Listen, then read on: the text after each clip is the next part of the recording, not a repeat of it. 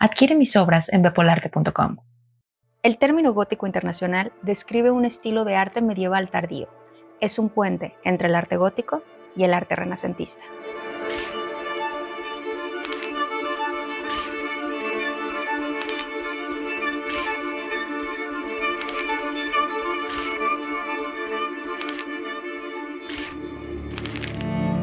El gótico internacional es un estilo artístico que se consolidó a finales de la Edad Media, aproximadamente en la segunda mitad del siglo XIV y el inicio del siglo XV. La etiqueta se originó en 1887, cuando se imparten unas charlas en París llamadas Los orígenes del Renacimiento, con un tono claramente nacionalista. Estas charlas querían demostrar que las raíces del Renacimiento europeo no se encontraban en Italia, sino que se encontraban en el arte del siglo XIV y siglo XV de las cortes del norte de Francia, con París en el centro. Esta visión nacionalista se mantiene aproximadamente hasta los años 50, porque después de la Segunda Guerra Mundial cambió mucho la forma de pensar acerca de los nacionalismos, no solo en historia del arte, sino en todas las ciencias humanas. Así que se mantiene la etiqueta, pero sin el componente nacionalista, para darle un sentido más bien europeo. Ahora explicarían el gótico internacional como un arte que se genera simultáneamente en todas las cortes y ciudades de Europa, apoyándose en una visión historicista, a mismo contexto cultural, mismo producto artístico. Esta manera de entender el gótico internacional tiene su apogeo en el año de 1962, porque el Consejo de Europa patrocinó la exposición llamada Arte Europeo en torno a 1400. Pero las cosas desde los 60 han avanzado, y nuevas nociones matizan la idea policentrista de que el arte surge de repente en toda Europa. Las regiones artísticas existen, pero de ninguna manera están condicionadas por las fronteras de las naciones. Este movimiento abarca la pintura, la escultura y las artes decorativas, y se caracteriza por un refinado gusto ornamental que se evidencia en los ricos detalles y una paleta cromática vibrante.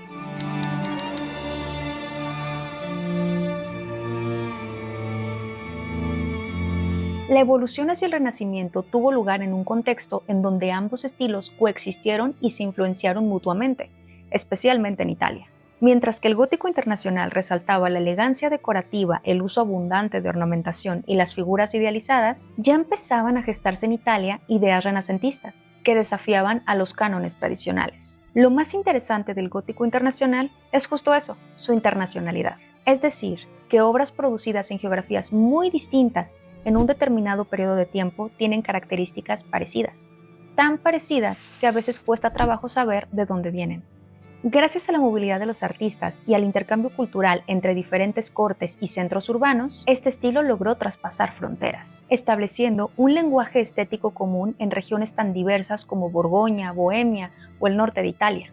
El gótico internacional se desprende de un estilo gótico más general con el que comparte ciertas similitudes. La principal característica de la plástica gótica es su mayor naturalismo comparada con el arte románico preexistente, aunque es un naturalismo idealizado. La principal finalidad del arte gótico fue la didáctica, enseñar los pasajes del cristianismo a una población prácticamente analfabeta, acercando a los santos y mártires al mismo plano terrenal de los fieles, mostrando sentimientos y emociones, pero sin perder esa elegancia y refinamiento tan típicos del gótico. Pero el importante crecimiento del peso de la burguesía, cuyos integrantes empezaron a ocupar los cargos políticos más importantes, propició el desarrollo de un estilo que traspasó las fronteras de las naciones, adoptando características similares en toda Europa, el gótico internacional. Como la Iglesia había perdido gran parte de su credibilidad, sobre todo después del cisma de Occidente, los fieles buscaban una religiosidad más íntima y una relación más directa con Dios, y el arte tenía que ser capaz de responder a esta religiosidad renovada, lo que resultó en varios cambios en el arte religioso. En primer lugar, una mayor humanidad en las figuras del repertorio sacro. Se añadió una marcada elegancia formal que a menudo adquirió rasgos de un alto preciosismo y un amor por el lujo, sobre todo en aquellas ciudades en las que al carecer de corte o aristocracia fuertes, fue la burguesía más adinerada la que impuso el gusto. Este estilo se distinguió por estar bastante alejado de la realidad social de la época. Los temas procedían directamente de la religión o eran puramente cortesanos y caballerescos. Los ambientes experimentaron una especie de idealización. La narración adquirió connotaciones de cuento de hadas, a menudo con elementos fantásticos. Las escenas religiosas se dotaron de características más líricas y delicadas, en respuesta a la pérdida de autoridad de la Iglesia. El contexto en el que surge este estilo también fue determinante. La transformación social de Europa durante el declive del sistema feudal y la consolidación del poder real y de la burguesía impulsó la búsqueda de un arte que reflejara tanto la magnificencia de las cortes como la ambición de conectar lo divino con lo terrenal. Los intercambios entre artistas de diferentes regiones hicieron que el gótico internacional no se viera limitado a un solo lugar, sino que fuera un fenómeno verdaderamente europeo, anticipándose a algunos rasgos del Renacimiento, pero sin perder su identidad medieval.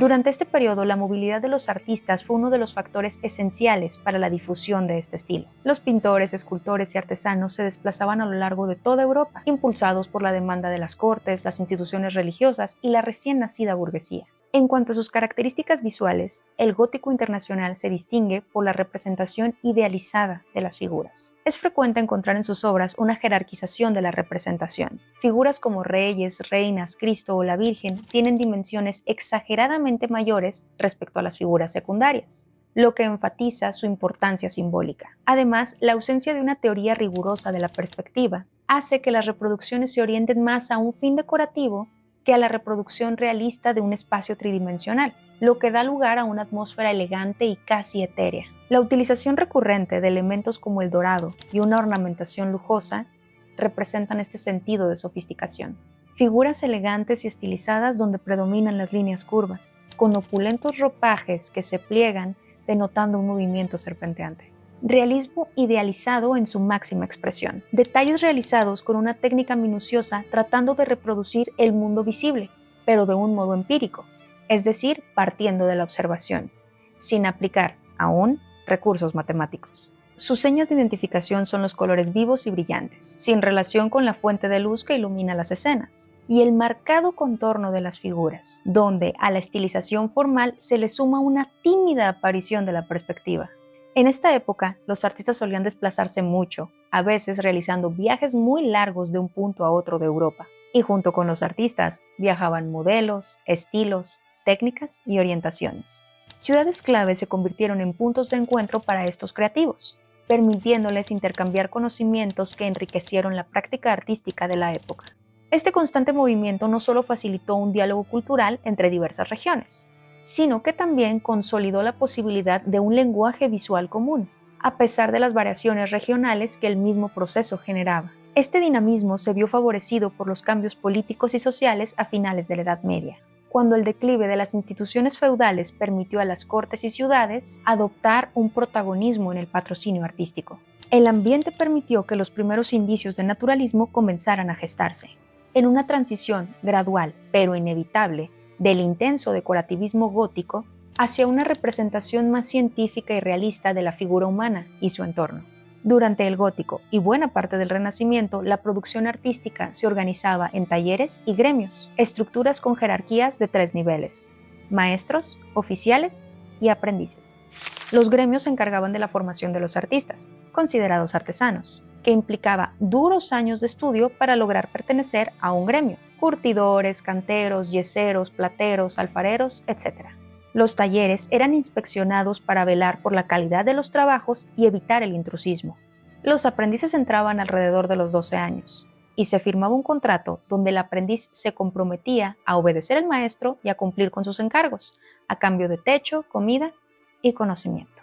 Los aprendices pasaban alrededor de 6 años en el taller, comenzando por las tareas más elementales, como preparar colas, moler pigmentos, fabricar pinceles, para pasar paulatinamente a dibujar, componer o pintar encargos poco importantes. Una vez terminada la fase de aprendizaje, los aprendices tenían que pasar un examen para conseguir el título oficial de maestría en su especialidad y así poder trabajar de manera independiente. Esto, como todo, tenía su lado positivo y negativo.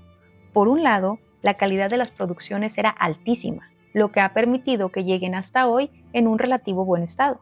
Pero también es cierto que cortaban la creatividad de los artistas, provocando que muchos se rebelaran pidiendo una mayor consideración.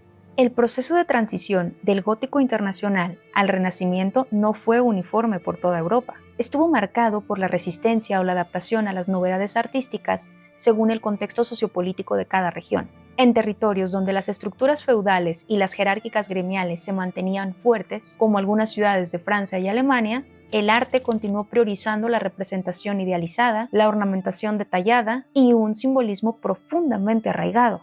Estas regiones mostraron una mayor tendencia a preservar las tradiciones artísticas ya existentes, reflejo de un contexto de estabilidad conservadora y control cultural que valoraba la continuidad sobre el cambio. Por otro lado, las ciudades-estado italianas, en un ambiente de intensa actividad política y competitividad entre familias poderosas, se convirtieron en laboratorios de innovación. Allí, el redescubrimiento de la antigüedad y el auge del humanismo impulsaron una renovada preocupación por representar el mundo de una forma más real. La resistencia o la rápida aceptación de cada región a estas transformaciones refleja, en esencia, la diversidad sociopolítica de la época. En áreas con estructuras de poder más rígidas y un fuerte control sobre la producción artística, la innovación se daba de manera paulatina, pues los mecenas y gremios optaban por conservar las fórmulas ya probadas. En contraste, en polos urbanos italianos y en centros del norte de Europa, la presencia de mecenas entusiastas y una alta competitividad cultural incentivaron la experimentación con la representación de la figura y el espacio. Este choque de mentalidades entre lo tradicional y lo innovador desencadenó la fusión de obras que muestran a la vez la riqueza decorativa del gótico y la rudimentaria búsqueda del realismo, el equilibrio y la armonía propios del Renacimiento. Artistas como Filippo Brunelleschi, con sus experimentos en la perspectiva geométrica, demostraron que era posible crear la ilusión de profundidad y espacio en una superficie plana. Pioneros como Giotto introdujeron técnicas naturalistas y experimentaron con la representación del espacio a través de la perspectiva, sentando las bases de lo que sería el arte renacentista. Los hermanos Limburg, con su libro de horas, reflejaban la riqueza decorativa del gótico, pero también evidenciaron una incipiente aproximación al espacio y la figura que precedía la venida del Renacimiento. En este proceso de transición se puede observar cómo en obras de artistas como Fra Angelico se fundían elementos del detallismo gótico, como el uso del dorado y la atención a la decoración, con nuevos ideales de equilibrio, realismo y armonía, inspirados en la antigüedad clásica. Así, en ciertas regiones del norte de Europa prevaleció el decorativismo del gótico internacional, mientras que en Italia la innovación impuso una transformación hacia un arte que buscaba capturar la naturaleza y la realidad cotidiana con mayor precisión. El gótico internacional suavizó las rarezas naturales, dejando para la posteridad un realismo grácil y sutil, que se adaptaba mejor a las necesidades de las cortes reales, quienes dieron origen a este estilo que refleja el cosmopolitismo y la opulencia de la vida cortesana. Aunque a veces se le ha catalogado de forma injusta, creo, de arte conservador, su riqueza decorativa y la sutileza en el manejo del simbolismo lo marcan como un eslabón crucial en la evolución del arte europeo. Un estilo que demuestra que la política y el arte suelen estar mucho más relacionados de lo que creemos. El gótico internacional es el resultado directo de un ambiente cortesano lleno de privilegios y despegado de la realidad, y del deseo de la Iglesia por recuperar su ilimitado poder, consecuencia de artistas sumamente preparados y calificados que nos dejaron un arte cuando menos poético, y una respuesta a los fieles deseosos de unir lo divino con lo terrenal. Si te gustó este video, no olvides suscribirte, compartir y dar like. Chao, chao.